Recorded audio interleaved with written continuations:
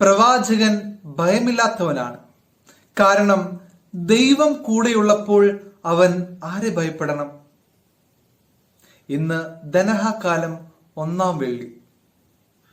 Zero Malabar ആരാധനക്രമ മത്സരത്തിൽ ഇന്ന് നമ്മൾ യോഹന്നാൻ മാംധാനയെ അനുസ്മരിക്കുകയാണ്. തല പോയാലും സത്യത്തിനു വേണ്ടി നിലനിൽക്കുന്നവരെല്ലാം പ്രവാചകന്മാരാണ്. രക്തം ചിന്തുന്നവർ മാത്രമല്ല, രക്തം വിയർക്കുന്നവരും രക്തസാക്ഷികളാണ്. ഈശോയുടെ സഭ ഇന്ന് രക്തം വിയർക്കുകയാണ്. സഹനത്തിന്റെ എരിതിയിലൂടെ ദൈവം വിശുദ്ധരെ വാർത്തെടുക്കുന്നു എന്നുകൂടി ഓർക്കണം. കള്ളനും നുണയർക്കുമെല്ലാം വിശുദ്ധിയുടെ കപട പരിവേഷങ്ങൾ.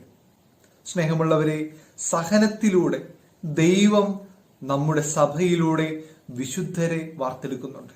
ഈശോയിലെ സ്നേഹം നിറഞ്ഞവരെ, നമ്മൾ ഇന്ന് സഹനത്തിലൂടെ യാത്രയായിക്കൊണ്ടിരിക്കുകയാണ്. രക്തം ചിന്തുന്നില്ലെങ്കിലും നമ്മൾ രക്തം വിയർക്കുന്നുണ്ട്. കള്ളപ്രചരണങ്ങളും കള്ളത്തരങ്ങൾ കൊണ്ട് സത്യം മെനയുന്ന ഒരു സമൂഹം നമുക്ക് മുമ്പിൽ ഇന്ന് നടമാടുകയാണ്.